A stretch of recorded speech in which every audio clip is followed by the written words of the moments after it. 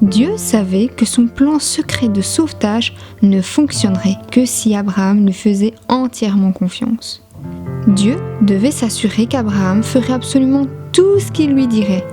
Ainsi, quelques années plus tard, Dieu demanda à Abraham de lui offrir un cadeau.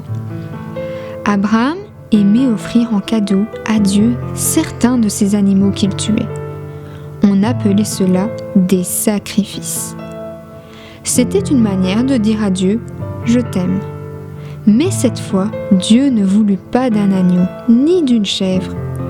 Dieu voulut qu'Abraham lui donne quelque chose de bien plus précieux. Il voulut qu'Abraham lui donne son fils Isaac, son fils unique, celui qu'il aimait tant. Mettre son enfant sur l'autel et le tuer pour l'offrir en sacrifice ? Comment Dieu pouvait-il lui demander une chose aussi terrible ? Abraham ne comprenait pas, mais il savait que Dieu était son père qu'il aimait. Alors, Abraham lui fit confiance. Le lendemain matin, à l'aube, Abraham et Isaac se mirent en route. Ils grimpèrent le sentier rocailleux jusqu'au sommet de la montagne. Isaac portait le bois sur son dos. Son père portait le couteau et les braises. « Papa !»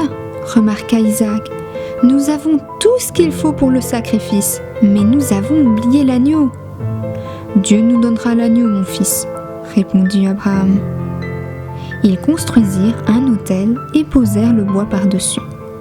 Abraham demanda à son fils de se hisser sur le bois. Isaac ne comprenait pas, mais il savait que son père l'aimait, alors il lui fit confiance. Il grimpa sur l'autel et Abraham attacha son fils sur le bois. Isaac ne se débattit pas. Il n'essaya pas de s'enfuir. Il resta sagement allongé, sans rien dire. Tout était prêt. Abraham prit le couteau. « Arrête !» dit Dieu. « Ne lui fais pas de mal. Je veux qu'il vive et non qu'il meure. Maintenant, je sais que tu m'aimes, parce que tu étais prêt à m'offrir ton fils unique. » Abraham détacha Isaac. Soudain, Abraham vit un bélier, pris dans des ronces, le sacrifice. Dieu leur avait donné juste à temps ce dont ils avaient besoin. Le bélier allait mourir pour qu'Isaac ne meure pas. Ainsi, Abraham sacrifia le bélier à la place de son fils. Dieu les aida à comprendre quelque chose.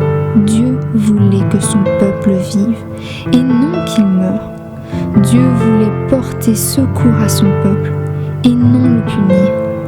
Mais il devait lui faire confiance. Un jour, quelqu'un naîtra dans ta famille, promit Dieu, et il apportera de la joie au monde entier. Dieu s'apprêtait à offrir au monde entier un cadeau extraordinaire. Ce serait sa façon à lui de dire à son peuple « Je t'aime ». De nombreuses années plus tard, un autre fils gravirait une autre colline, portant du bois sur son dos. Comme Isaac, il ferait confiance à son père et accomplirait ce que son père lui demanderait.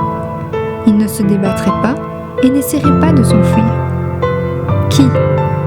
Le Fils de Dieu, son Fils unique, le Fils qu'il aimait tant, l'agneau de Dieu.